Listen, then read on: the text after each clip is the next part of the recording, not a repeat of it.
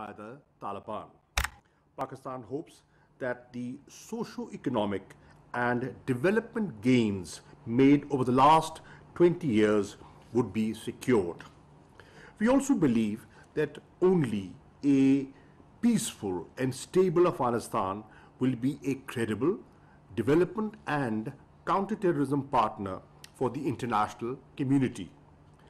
Moreover, such an end state would only be achieved through more, not less, regional and international engagement on Afghanistan. Pakistan, as an immediate neighbor, cannot afford to disengage. Now let me turn to the present situation in Afghanistan. Afghanistan sits on the brink of a humanitarian catastrophe. We have all seen the reports of famine, food shortages, and soaring inflation in Afghanistan. There is some consolation that the sudden collapse of the former Afghan government has not caused the mass exodus of refugees from Afghanistan that we had feared.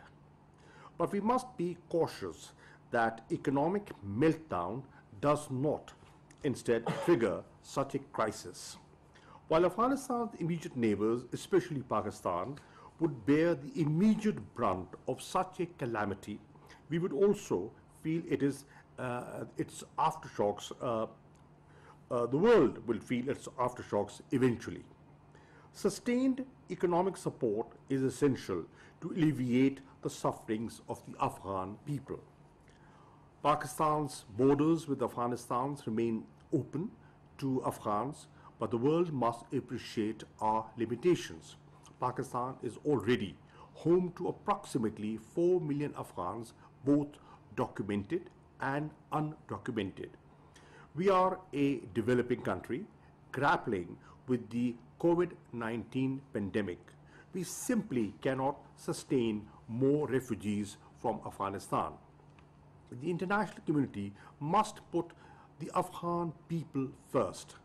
We have to take care that in denying Afghanistan access to its foreign reserves or international financial institutions, we do not end up adding to the miseries of the long-suffering Afghan people.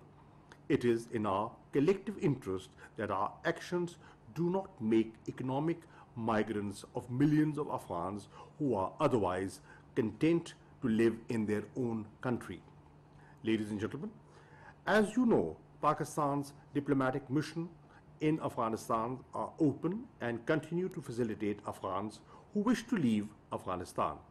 In the days leading up to the completion of the US military withdrawal from Afghanistan, Pakistan provided critical support to the international evacuation effort from Kabul airport. At the request of the United States, we have also made special arrangements for the transit of Afghans who are to be resettled abroad.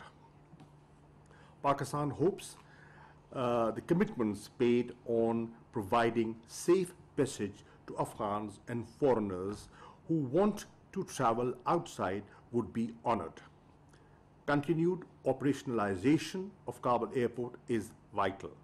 This would be helpful in relieving some of the pressure on our border crossings.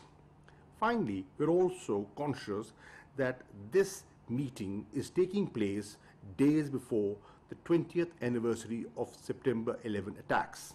This is a grim reminder of our shared and core interest in Afghanistan counterterrorism. Perhaps no country has a greater stake in ensuring that Afghanistan never again becomes a sanctuary for terrorist groups than Pakistan.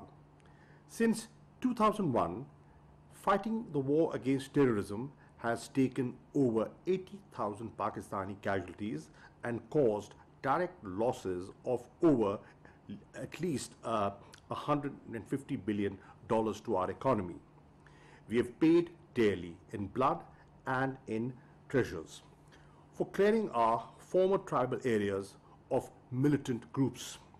But these gains are tenuous, as the recent surge in terrorist attacks against Pakistan by Afghanistan-based terrorist groups proves. We are concerned that terrorist groups ranging from Al-Qaeda or ISIS-K to the Tehrik-e-Taliban Pakistan and the BLA could use ungoverned spaces inside Afghanistan to plot and launch new transnational attacks. This brings me back to the importance of a strong and stable government in Afghanistan. Only such a government would be able to establish its writ over Afghanistan and work effectively with the international community to deny space to terrorist groups that want to harm our countries. Thus, we must never allow creation of a political vacuum in Afghanistan leading to insecurity and instability. Sustained international engagement with Afghanistan thus remains the best counterterrorism investment for all of us. Any other outcome would only produce an Afghanistan that is internally unstable and externally destabilizing. We are certain that the international community does not desire that end. I thank you.